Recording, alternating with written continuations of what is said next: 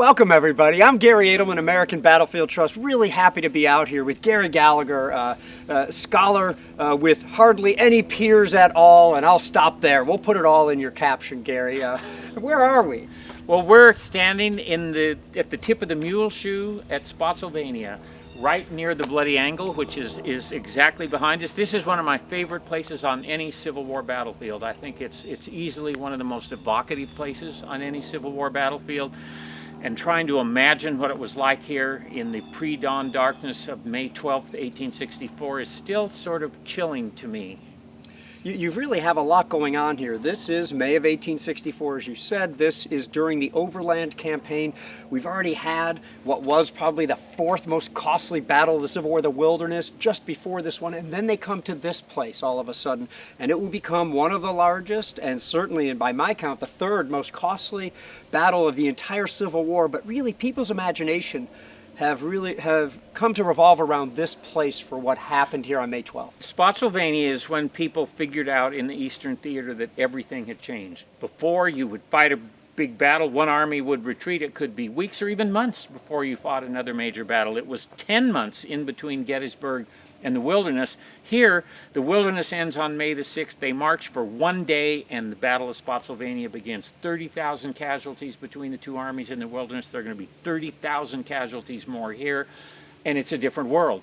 It's not, you don't refit, you don't get ready and gear up for another fight. You're thrown into it immediately, and this is this in this second great battle of the Overland campaign is the most hideous spot on any Eastern Theater battlefield, as far as I'm concerned. It's about 250 yards of trenches here that were fought over for nearly 20 hours on May the 12th. And we have to get into how terrible those, it's just hard to imagine. Sometimes I'll take a tour group here for 20 minutes or an hour. Hard to imagine 18, 20 hours of what happened there, but let's string that along a little bit longer. The troops arrived here, the Confederates got here first, there's some fighting on Laurel Hill, General John Sedgwick is killed, there's going to be a novel attempt to break the Confederate lines on May 10th, that's Emory Upton? That's Emory Upton's assault, which did break on the Confederate defenses on the west side of the Mule Shoe, or the salient. They had a temporary lodgment, but then were driven back. They weren't supported on their left, as they might have been. Not a good performance on the supporting Union commanders' parts there. But that sent a message that the Confederates were vulnerable here, that you could do it. So if you had Emory Upton with just 12 regiments who was able to make a lodgment, what if you did it with 20,000 men? Yes, and that's by no means unique. People tend to think Pickett's charge is the largest attack of the Civil War. It's not even in the top 10, and I'll put Spotsylvania, the Wilderness, 2nd Manassas, Franklin, and of course Gaines's Mill, the largest of all of them. So there's going to be on May 12th, once they got people into order, 2nd Corps troops chiefly, but 9th and 6th Corps as well, are going to come to some extent, like Upton, in a compact formation and take it from there, Gary. They're going to come in a compact formation, and they are going to have very good luck because there's Confederate artillery here at the northern arc of the salient. Those guns are withdrawn, and then they're brought back just before the Federal assault hits. It had been damp the night before. And the upshot was that there was very little Confederate resistance when this tide of Union infantrymen overran this part of Lee's line. A lot of the rifles misfired, thousands of Confederates were captured, and the Federals swept over this position where we are now and went south toward the McCool House, which is below us through the woods here. And Lee's army is put in one of its most perilous positions at any point down to that point in the war. The army split in half. And there are 20,000 Federals who are in a position to wreck the army in Northern Virginia. And there you have it. They're in that position. Of course, easy for us to say, why didn't they push further? Why didn't they break through Lee's line? The end of the Civil War was possibly visible, but armies are pretty resilient things, and Lee's going to come back. They're resilient, and there is a lot of commotion on the Union side. They're so successful that units get intermingled, and they sort of lose control over what happens after this tremendous success. On the Confederate side, this is also when it's clear that the high command of the Army in Northern Virginia is breaking down, because Richard Ewell is not up to the job on May the 12th. Lee realizes that. Lee comes to the fore again, as he had in the Widow Tap Field, in the Battle of the Wilderness on May the 6th. And what he has here is 3 junior officers who step up, who will be very prominent later, John B. Gordon, Robert Rhodes, and Stephen Dodson Ramsar, have tremendous mornings on May the 12th here.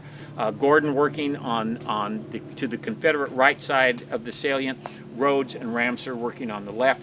Ramsar reestablished Confederate control on one part of it, and then two other brigades, South Carolinians and Mississippians, come up and reestablish the Confederate line for about 300 yards here, and then there's just a tremendous amount of fighting, literally within 20 yards of one another on this part of the field all the rest of the day, while Lee's engineers are trying to construct a new set of works at the base of the salient. So, and you hear this in the Ken Burns series, I think they said men's bodies fell apart from and that always resonated with me, from the volume of fire. You hear about this nasty fight with literally Union soldiers on one side of the trench and Confederates. Yes, literally. Literally. Throwing muskets, using muskets as spears with the bayonets on them. One of the observers afterward, the Federal observers afterward, said that he saw bodies that had been whipped into basket stuff. They had been hit by so many mini balls. Very, very famously, and many people who are familiar with the trust, of course, know of the oak tree that was cut down by mini ball fire here. It's in the Smithsonian, the stump is. We're only a few dozen yards from where that tree was here. Yeah, and looking around here, I mean, because we have what I would call only a remnant of what was here at the time. Yes. There were revetments and firing steps and headlogs and all sorts of everything. But that we have, the earthwork still here. That we can see a traverse right in front of us. We can. I can almost see it where troops could pivot and fire in another direction so they wouldn't be flanked as much. I'll tell you what, because it's often peaceful here, I'm able to still get some of what the soldiers attempted to write about, but it defied description. You can't. You really can't. When the soldiers would write home, their families would want accounts of battles, and soldiers would say, "I can't really tell you what it was like." They couldn't. I'm not going to pretend that I understand what it was like fighting for the Bloody Angle. I never will understand that. No. I can't understand it. It's beyond my understanding. But I've read enough about it to know that even when soldiers who had endured a lot found themselves here, they would say there's been nothing like this. And I think in terms of sustained ferocity of combat, as I said earlier, there's no other place in the Eastern Theater or in the Western Theater that matches what happened in this little stretch of works. And then to move on to Totopotomy and Cold Harbor and Petersburg, as we famously know. That's right, just on, another one. It's the armies were breaking down, not only because there were so many casualties, but because the psychological and physical toll of this kind of continuous combat was something that was simply new. Gouverneur Warren broke down. I mean, Frank Barlow got up in a tree and wouldn't come down. I mean, it took even on the higher echelons of command, this was a terrible campaign. And those who kept it together, two of the three officers you mentioned earlier, Rhodes and Ramsar, will be breathing their last in about 4 months later. Both die in the valley in 1864. That's yes. right. So I mean, in as much as you can take a number, 30,000, 32,000 casualties, killed, wounded, captured, or missing, and start to come up with some names. I remember here for the 150th, they laid out roses, flowers for the casualties here at Spotsylvania. It was very effective, but it almost defies understanding when you start talking about so many. It does, and individually it does. You said these rank where they rank in terms of individual battles, but the real impact of this campaign comes when you put these together and look at the cumulative effect of what the Overland campaign look at the cumulative effect on both of these armies. These are not the same armies at the end of the second week of June as they were at the beginning of May. They simply are not the same armies, including the thousands of Union soldiers whose 3-year enlistments ran out and they left service too. They're very different armies that settle into the siege at Petersburg than waged the Overland campaign. I'll tell you what, I enjoy the peace here whenever I come, but I would certainly risk that peace were more people to want to come. And you and I talk about movies a lot. There has not been a great or even good movie really made about the Overland campaign. And imagine all the stories you could tell about the Battle of Spotsylvania. No, you absolutely could. This would be one of the best subjects, I think, and you wouldn't even have to stray from the literal truth to have a dramatic, engrossing story here. That what actually happened is so unbelievably gripping that you could just play it straight here and have a tremendous product. I wish they would do that. One way you could do that is do a kind of Band of Brothers study of some unit. Take a unit that fought all the way through the Overland campaign and just follow that unit through this campaign.